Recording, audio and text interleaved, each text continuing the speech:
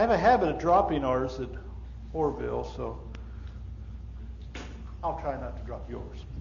You need to do it, go ahead. Yeah. Okay. Be proud to step on it. I keep dropping that little thing here and stepping on it, and won't tell you what happened in the bathroom with it. But anyhow. All right, since I mentioned it, I bent over to wash my hands, and a little clip fell up and went down the sink. Yeah. I really appreciate. Do I? Was it a hot mic? No. And I always make sure I turn it off before, but anyhow. I appreciate being able to be here, and I really appreciate you asking me and have confidence that I could come and speak with you on this topic. When Stephen was asking me would I be willing, I said, sure, what's the topic? He said, patience. Well, I thought he was telling me he had more to say, but patience and long-suffering. We often joke about patience, don't we? The joke is, I don't want to pray for patience because why? Because trials are going to come and God's going to give you something to be patient about, isn't it? And so many times, and we joke about, don't we? And having patience, what is patience? Now, I know you asked me to come and tell you what it was. But when you first think of patience, what do you think about? Job? You think about Job? Okay, I used to teach the kids, just be quiet and wait. Okay, be quiet and wait. Stress. Okay, a stress. When we look at patience, anybody else have anything? When we look at the subject of patience, we often look at it as a negative, don't we? It's something that is irritating to us, something that we have to wait, or maybe it's something that is we have to really control ourselves. Webster, am I too loud? Too loud, yeah. Too loud? I'll drop this down. Of course, Gary would say that was too loud. Just turn your hearing aid off. You'll be fine. Okay, now, Webster defines it and says, patience is the capacity to endure delays, obstacles, or hardships calmly without complaint. It is the ability to maintain emotional control and restrain impulsive reactions like anger or frustration when faced with difficulties or waiting. When we look at patience, so many times, and I don't know if you agree with me or not, but I think that so many times when we think of patience, we look at it as a negative thing. Well, I'm waiting at the red light, or I'm waiting for somebody to come, and I'm trying to keep my anger in. But I want to show you tonight that when we look at long-suffering from the Bible, it's something really great. It's not just waiting. It's just not trying to make sure that I get through this without being angry. As a matter of fact, one of the things I've learned, and I want to share tonight, that long-suffering in the New Testament has to do with hope while enduring. Now, to me, that's opposite what I've always thought about patience. Now, for me, whenever I'm doing something, I always look for the definition. I don't do well with words. And so I look for the definition. So I looked up long-suffering, and I looked in Strong's, and I found out that, first of all, it could be a noun. And as is a noun, objectively means forbearance, subjectively fortitude, and is defined as long-suffering or patience. According to Vine's Expository Dictionary, it says to be patient, long-suffering, to be with. And then it defines the word. Now, I'm not a Greek scholar. I did take Greek for a year. But the first part of that macros is long. Thumos is temper. And when we look at that the word defined is meaning being long-tempered. Long-tempered. That my temper is long. Or at least my temperance or my self-control or my ability as I go along is long. The Bible warns us about someone who's angry. In Proverbs tells us in Proverbs 22, verse 24 and 25, it tells us there, make no friendship with an angry man, and with a furious man do not go. lest you learn his ways and set a snare for your soul.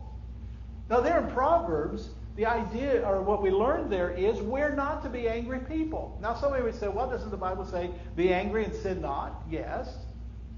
But we're not to be a hothead.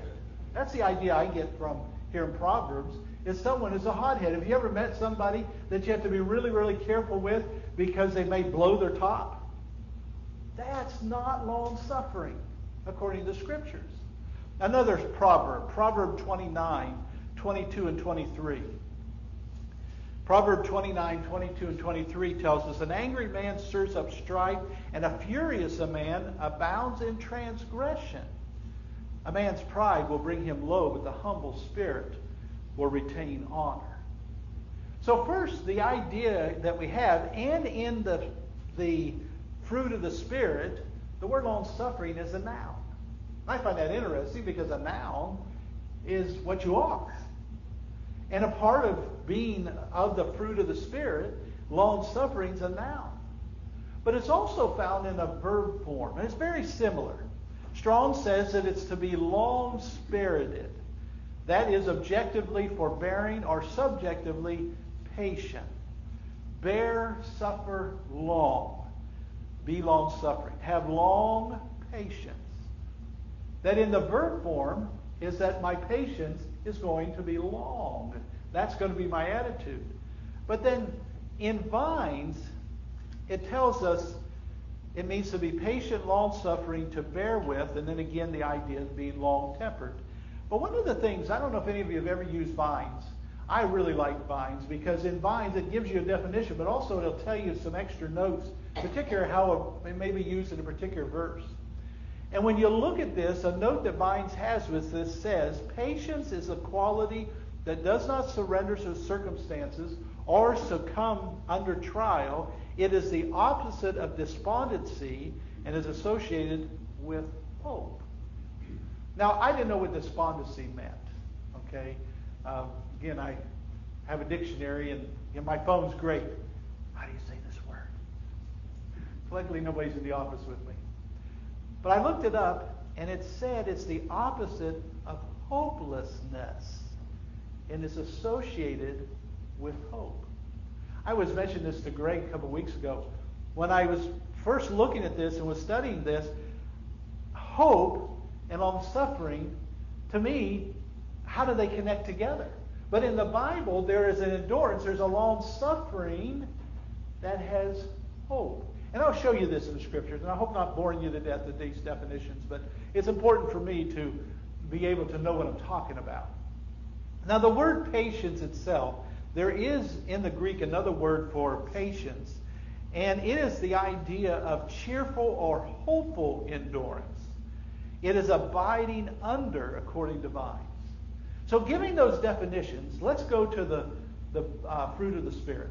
If you turn to Galatians 2, and you look at verses 22 and 23, that as you look at this, we see there, but the fruit of the Spirit is love, joy, peace, long-suffering, kindness, goodness, faithfulness, gentleness, self-control. Against such there is no law.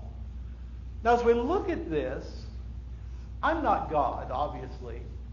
But when I look at this, I really think, this is opinion, I really think long-suffering is placed where it is for a reason. As we look at that. Did I say chapter 5? No. 2. Oh. Well, I was thinking 22. Chapter 5, verse 22. Sorry about that. My wife and I have these signals anymore after all these years of preaching. And if she's going, or she's going, I know that I didn't give the right thing. But that's okay. That's okay. But in Galatians 5, verse 22, how's that? Long-suffering seems to be right in the right place. As you look at it, love, joy, peace. If you have love, joy, peace, you will have long-suffering. And then as you have long-suffering, you'll have kindness and goodness and faithfulness and gentleness and self-control. When we look at the fact of being long-tempered, is that it's in the right place. When we think about love, now, I wasn't here when love was taught or joy or peace, but I'm here with long suffering. But it seems to fit in the right place. Because with love and joy and peace, we talk about how good those are, but how often is it hard to be kind? How often is it hard with self-control? I think long-suffering and self-control have something that is very, very similar. And as we look at this, we find that in this passage, again, I'm not God, but the fact is, it seems to fit right where it belongs. I don't know if anybody agrees with that. And, if you have anything to say, you can say that. I understand this is Bible class, and so this isn't preaching time. But if you have anything, please feel free to say something. As we look at this, when I first started looking at patience, I look at it differently now. When I first started looking at this subject and looking at the idea of long suffering, I began to look at it a little bit different. It's not this bad thing that I'm waiting for my wife to get dressed, and don't get angry, or I'm waiting at a red light, or I'm enduring some speaker for Bible class. That it's more than that. Fruit. I always tease people. They'll say the fruits of the Spirit. Well, it's singular, isn't it? And when I looked that up, I thought it was interesting. It says, of works or deeds, fruit being the visible expression of power working inwardly and invisibly. Now think about with long suffering in that. It's the ability that is working inwardly. And it's not, or it's let me back up, I said that wrong. It's visible, it's outwardly, but you're working on the inside. I kind of think of the Sermon on the Mount. Didn't Jesus say it's first the heart? And in long suffering, it has to do with that. Now, as we look at the idea of long suffering, there's one thing that I want to point out, is God, in God's description, God is described as a God of long suffering. In the Psalms, in Psalm 86 and verse 15, we find there in Psalm 86 and verse 15, it says, but you, O Lord, a God full of compassion and gracious. Now we talk about those things with God.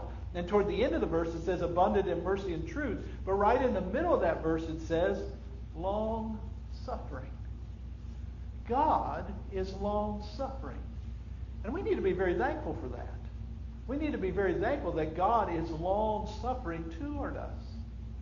Now in the New Testament there's two places. One is a noun that talks about, when it talks about God, is what God is. And the second one talks about what God does. Both of them are found. One is in 1 Peter, and the other one's in 2 Peter. But in 1 Peter chapter 3, and in verse 20, now in the text we find that we're being reminded of those in the days of Noah, and they formerly were disobedient. And in 1 Peter chapter 3 and verse 20 it says, who formerly were disobedient when once the divine long suffering waited in the days of Noah while the ark was being prepared, in which a few, that is 8 souls, were saved through water. Now in that passage it's a noun. It says that's what God is. God is long suffering. Now, as we look at that, go to 2 Peter chapter 3. In 2 Peter chapter 3, and in verse 9, now remember in chapter 9, if you've studied this, in chapter 9, it says in the latter days the scoffers will come and say, well, nothing's changed. Everything's been the same since creation. And it says they willfully have forgotten. And it talks about some of the work of God. But in 2 Peter 3 and verse 9, it says, the Lord is not slack concerning his promise. And that's answering the context here, is that God's not just slacking around. He is doing what he said, as some count slackness, but is long suffering toward us, not willing that any should perish, but that all should come to repentance. Now here it's a verb. And as we look at the verb and we think about hope, we think of cheerfulness, which is a part of the definition from Strong's and Vines, that God gives us hope in his long suffering. The hope is is that people will turn to God. And that's what God is doing. And the hope, the long-suffering in God, and I think this is where, to me at least it makes sense, that it has to do with hope, is that God, in His long-suffering, there is hope that people will repent. And so as we look at this, it's just not waiting, okay, in anger. Comments or questions? I always like to stop and ask. Well, let's look at two things it does for us as Christians. First of all, patience or long-suffering helps us grow. James chapter 1,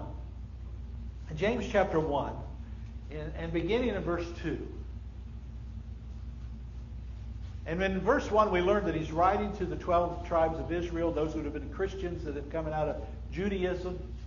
But as he writes to them, in verse 2, he tells us this: "My brethren, count it all joy when you fall into various trials." Now, how many find joy when you fall into trials and difficulties? Who counts that joy? Woohoo! Here we go. I don't know of anybody. But it goes on to say, knowing that testing of your faith produces patience. And then in verse 4, but let patience have its perfect work, that you may be perfect and complete, lacking nothing. There's a part of the hope that long-suffering has. Patience or long-suffering helps us grow. And notice the words that are there. Perfect and complete. Now that doesn't mean that we'll ever become completely sinless, even though we strive to do that. But the idea is we'll become more like God. We'll grow. It'll help us to grow and be the Christians we need to be. So next time you're sitting in traffic and you just fall into a various trial, that you're sitting at a red light that won't change for 10 minutes, think about, this is helping me be a better Christian. Do we do that? But long-suffering as a fruit of the Spirit can help us to be a better Christian. It can also help us in our relationships. One of the verses that was given to me, and Greg told me these were just suggestions, but they were great suggestions for me. Colossians 3, verse 12 and 13 talks about being a part of the elect of God and also our relationship. In Colossians 3, verse 12 and 13,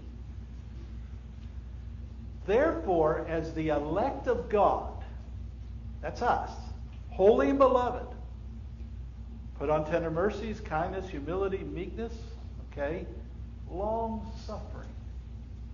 Now notice in verse 13 it says that with these things, and being the elect of God, being holy and beloved, and adding these other things, as we've seen, kindness and humility and meekness and so on, notice the result: bearing with one another and forgiving one another. If anyone has a complaint against another, even as Christ forgave you, so you must do. As we look at this, as we are the elect of God, that's us as Christians. And we are to be holy and blameless. But as we are, a part of that is long-suffering. And long-suffering, long-tempered, and having hope helps us to bear with one another. You know, I don't know if any of you know Rico Brown from Chester, West Virginia. And he said something that really made sense a couple of years ago in a lectureship I was on. I happened to be one of the speakers. And he said, God didn't tell me to like my brother, and he said, love my brother. Now, when I think about that, and I think about that statement in this verse, is there are things that we do that we may not like, but we're to love one another. And we're to forgive if there's the place for forgiveness, that it's there, not having a complaint. And the way we have that is through long-suffering, long-temperance. I just thought of something. I could have talked about this in marriage, couldn't I? But I didn't think about doing that, about long-suffering with a wife and a husband. But I didn't do that. It just dawned on me. But as Christians, that outward expression that's working within us through the character of God. One of the things Vines talks about that in Galatians 5 verse 22, the singular form of fruit suggests the unity of character of the Lord is produced in them. And then namely, the gifts of the fruit of the Spirit. The different things that we're talking about. A part of that is long-suffering. That with the Spirit is producing unity in my life with God and producing unity with my brothers and sisters in Christ. Long-suffering. And cheerfulness and hope. Both of those are within the definition. You all got to talk a little bit, okay? Yes? I believe we can train ourselves to do this. Yes. It doesn't just come. No. Over year after year after year. You train yourself to do this way. Because that's what God wants. That's right. We train ourselves. It's not something you come up out of the water baptism and I'm long-suffering. It is something that takes time. And it's something that we learn and we train ourselves. I think in all of these, it's something we train ourselves in.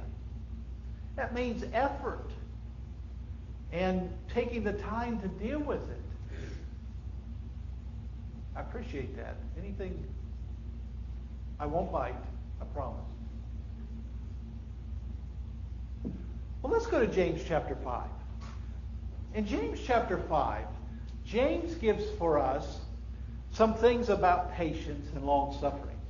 The words are interchanged here from which would be long-suffering to patience. And in the New King James, most of the time it's patience. But as we look at this, there's something here that where I've been talking about hope and I've been talking about endurance, and we can see some of that in this passage. James chapter 5, beginning in verse 7. Therefore, be patient, brethren, until the coming of the Lord. See how the farmer waits for the precious fruit of the earth, waiting patiently for it until it receives the early and latter rain. You also be patient. Establish your hearts, for the coming of the Lord is at hand. Do not grumble against one another, brethren, lest you be condemned. Behold, the judge is standing at the door. My brethren, take the prophets who spoke in the name of the Lord as example of suffering and patience. Indeed, we count them blessed who endure. We have heard of the perseverance of Job and have seen the end intended by the Lord, that the Lord is very passionate and merciful. Now, within this passage, there's a number of times the word patience, which goes right along with long-suffering, is found in this passage. And I think there's three things. As I study this, there's three things here about patience and what we can learn about patience in our lives. Number one, in verse 7 and 8, there's the long-suffering for the second coming of Christ, for the coming of Christ. And it's the second coming because he'd already come. And they realize that. And we know that we now have salvation. But he uses the illustration of what in this first part of this passage? A farmer. Who are farmers in here? Well, There's no EVs over here. there's no EVs over here. Well, that just has to do with manure. But anyhow, you have to understand Roy Eby. But there's gardeners, okay. Yeah, my tomatoes are doing nothing. You have any suggestions? They look about the same size they were when I put them in a month ago. Talking to Roy about the manure. Yeah, I really need to. Well, see, this is off just a little bit, okay, since you brought up the manure thing. The library wraps around where we live, if you've ever been over to Orville. The house is here, and we have a place in the back, and it wraps around us. Well, right in the back, where I wanted to park my camper, there's a hitching post for horses. So the Amish come and they park their horse there. They leave...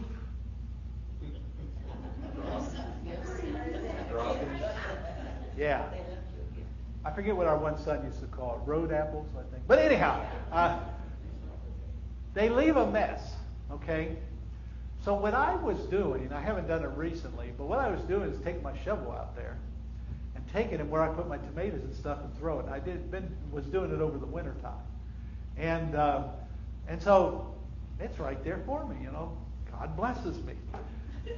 My tomatoes aren't doing very well. I didn't put any on last winter, so maybe that's the problem. When a farmer plants and does all the work to prepare the ground and plants, there's a hope there, isn't there? There is a hope that what? It'll grow. It'll grow. If it's corn or wheat or whatever, but you want to watch it grow. And I love watching it grow. We don't have very much space living in town anymore where we put plants in. But I like watching it. I told Linda the other day, there's buds on the pepper plants. Sometimes she says, oh, okay. But I'm all excited about that. I see buds, and then I tell the tomatoes, look what the peppers are doing. Tomatoes are not doing anything. But there is patience with hope. And that's where, when I was studying this, what really made sense to me, that long-suffering has hope. There's a hope there that the fruit of the ground is going to grow. You don't put it in the ground and say, oh, I don't think it's going to grow. Yeah, well, sometimes it might be. Well, I'm trying to be optimistic here with patience. But they wait till it grows. I heard of a farmer in Brazil. Really, he was a farmer. He lived way out in the sticks. I mean, in the middle of nowhere. You drove so far, and then you got on rough roads, and then you went so far, and you're on dirt roads, and finally you got to the middle of this field, and you stop. And you have to walk a ways. And there was a missionary, he writes about this, that I read one time, and he's going through, and he gets to this opening, and all of a sudden there's this little farm. And as he walks up to the gentleman says, you don't have to tell me, preacher, there's a God. He said, because every year I put the seed in the ground and the plant grows. He said, I know there's a God. When we think about growing things, there needs to be patience, or there is patience, but the patience is an anticipation of the good, of what's coming. And so as we look at this, the first part, and as he uses the illustration there, establish your hearts, in verse 8, for the coming of the Lord is at hand. We know that we don't know what day Jesus is coming, but we know and have an anticipation. As a Christian, the second coming of Christ is going to be just absolutely wonderful. And I think sometimes when I read Revelation, the end of Revelation, it says, the Lord, come quickly. You know, as we think about that, is that we don't have nothing to fear as a Christian if we're living for God. Now, if you have something to fear, you need to see what's going on. But it's not a fear. And it's just like the farmer who waits with hope and anticipation and sees it grow. We do that with Christ's coming. But there's a second thing here. Some of this I've put together. But the second thing is do not grumble, brethren, against one another. Behold, the judge is at the door. And then he says, my brethren, take the prophets who spoke in the name of the Lord as an example of suffering of patience. When I was looking at this, and obviously we've seen how we treat one another and being elect of God, that long-suffering is a part of that. And we have the long-suffering as a part of the hope, is we have the same hope. Don't we? As Christians, our hope is to go to heaven. And so we have long-suffering. But when I was thinking about this, and I read about the prophets, there's two passages, there's probably many more, but there was two passages that I thought of. The first one is in 1 Peter. In 1 Peter chapter 1. Now, 1 Peter, as he writes to these Christians who are sojourners, who are foreign residents of the earth, who we are, we're just traveling through, and that in this we may have troubles, but God is going to help us because we have salvation waiting for us, and all those things we read about. When we get to verse 9 through verse 12, 1 Peter 1, 9 through 12, receiving the end of your faith, the salvation of your souls. Of this salvation the prophets have inquired and searched carefully, who prophesied of the grace that would come to you, searching what, or what manner of time, the Spirit of Christ who was in them was indicating when he testified beforehand the sufferings of Christ and the glories that would follow.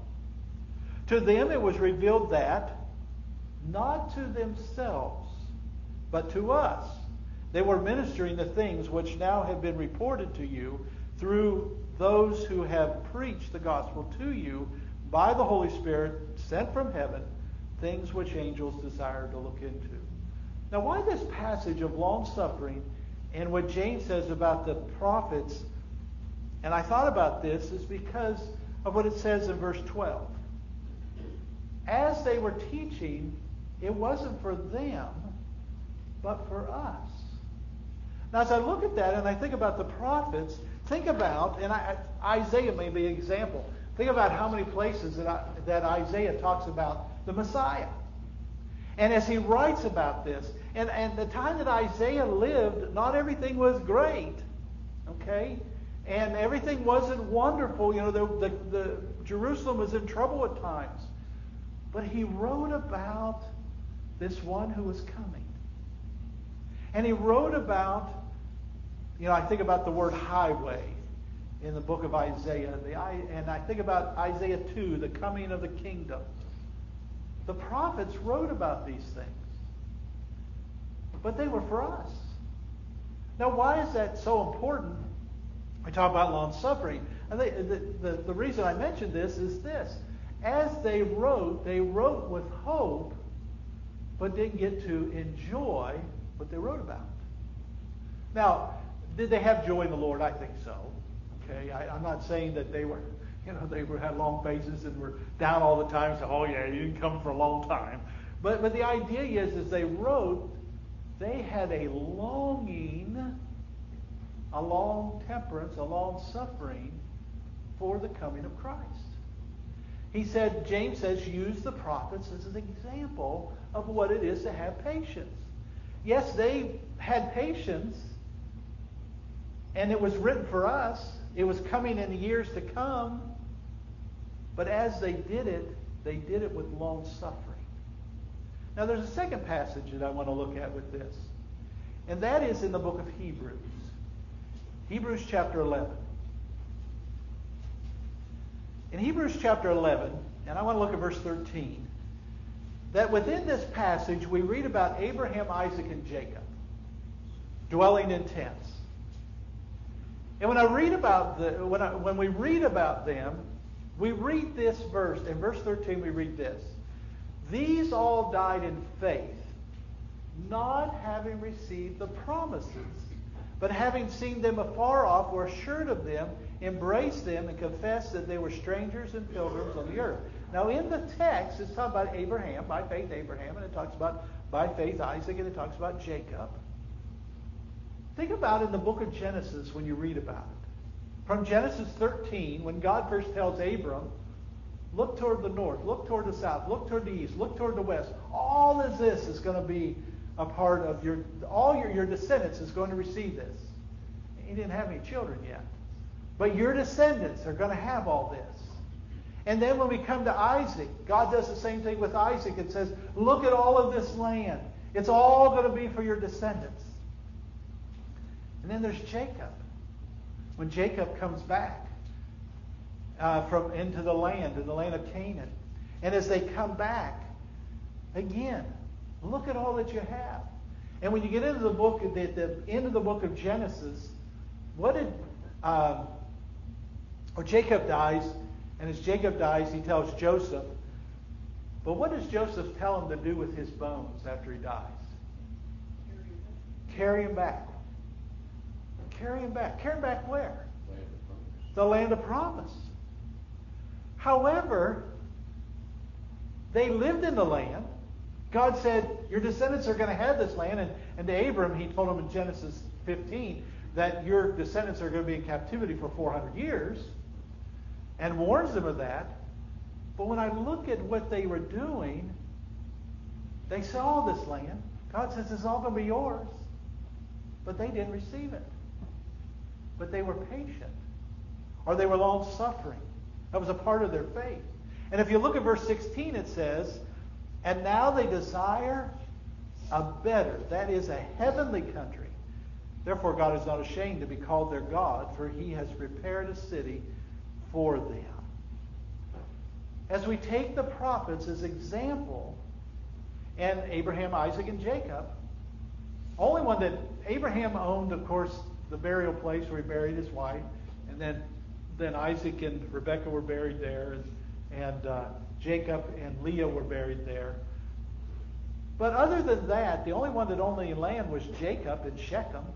He owned some land there, but they didn't receive all the inheritance. But they continued to live for God. Why? Because they had patience with God. As I mentioned, we all want to go to heaven. As we all want to go to heaven, it takes long suffering. It takes long temperance. And we have to continue to live for God. And it's more, going back to the definition I gave of Webster's, it's more than just trying to get calmly through something without complaining and the ability to control ourselves. In the Bible, there's hope with long suffering. But then in this passage of James chapter 5, there's a third thing that is mentioned here for us, and that's Job. We often talk about it was said earlier, the perseverance of Job, and how Job endured and kept going. And when we look at the book of Job, there's three particular places, probably many more, but there's three particular places I want to notice of what Job said that I think shows long suffering and with the idea of hope in it. Job 1 and verse 22. It's the last verse of chapter 1. And in chapter 1, we find that that's where he lost everything. He lost his children, his crops, his servants, his animals, everything he lost. And he said, it says for us in Job 1 and verse 22, in all this, Job did not sin nor charge God with wrong. How many of us could have done that? You know, I'm not here to stand before you and say, I could have done that. The verses before, just before that, is where his wife said, curse God and die. I used to look at that and think, and because he even says, oh, you're talking like a woman of the world. What are you talking about? But do you realize that mom just lost 10 children? And so did Job. It's been almost a year. Linda and I lost our son Job. Spelled almost the same, Job. And I think about being a parent. And as I think about Job, there was long suffering, and he still looked to God. You get to chapter 13. Of course, his friends. You know, what kind of friends? 3 great friends. And then that fourth one, I don't know where he came from. But, later on. But, there's these 3 friends. And, have you ever noticed, this is a side note, if Job would have just kept his mouth shut, he wouldn't have had those miserable helpers. It was him who opened his mouth first. But anyhow. But in chapter 13 and verse 15, Job says this, though he slay me, yet I will trust him. That's patience with hope. Job didn't know why he was suffering. Job had no idea what was going on, but he knew there was a God.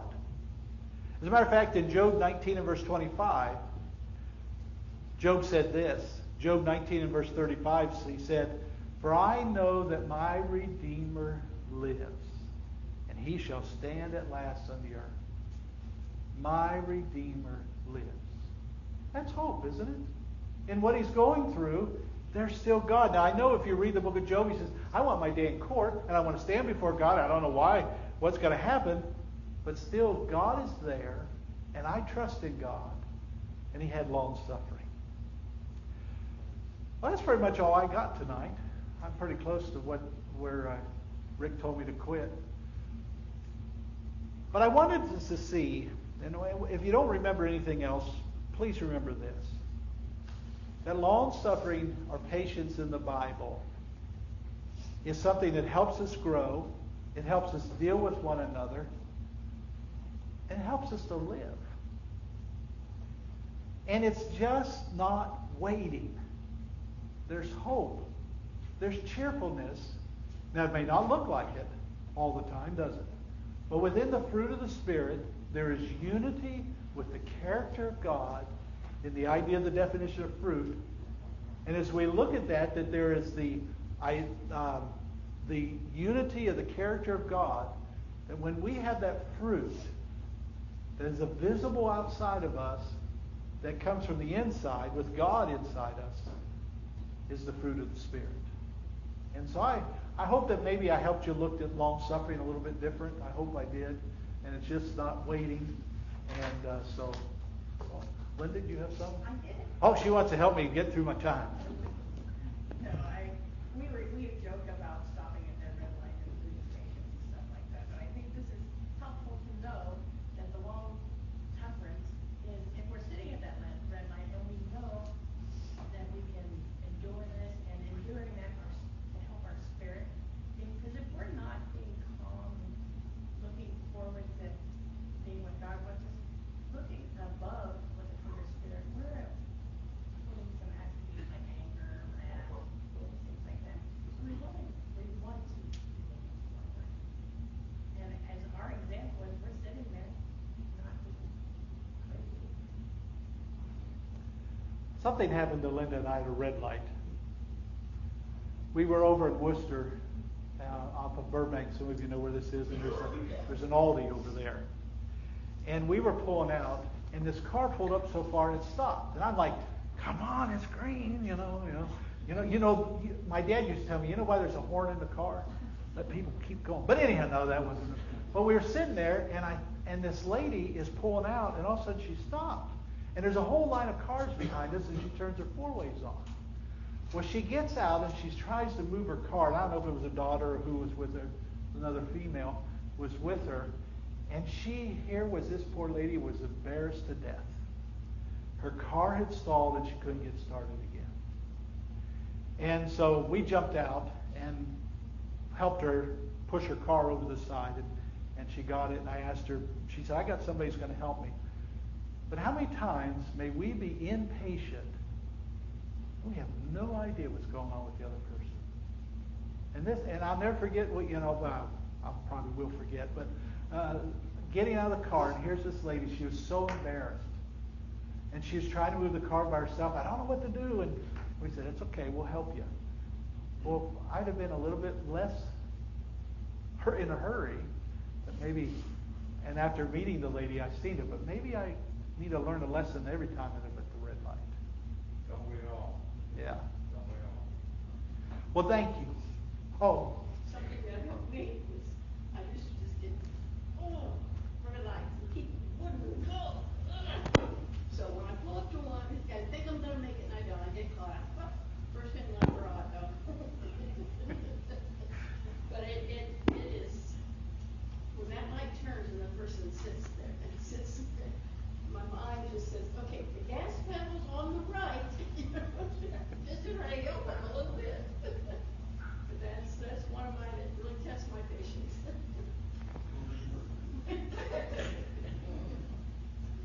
Live in the country where all there is stop signs. Look for traffic circles. Oh, yeah, we got plenty of those with Wayne County. That's God's plan to keep our patience. Yeah. No traffic light. It doesn't have to change. Just keep going around a circle. Especially over toward Hartville, you're all dizzy if you take 619. Randy? You talked about patience and Job, persistence. And yet when you read Job, you don't see the word patience much. No. But it often speaks of his integrity. And it takes integrity to be patient. That is, integrity is maintaining what you know to be right. So patience means I've got to do what's right in this situation. And if you do that, then patience has its perfect word, maturity. We become more like God. And that's a part of our hope too. Not just to be with God, but to be like God. Yes. And so that's what has to go through our mind. We're making the decision, how patient am I going to be? And how patient with God? Choice has already been made for it. Yeah. That's right. Well, thank you very much. Something else that someone shared with me was that keep a set of note cards with Bible verses on them. You get stuck in a line or a red light or whatever, just work on memory work.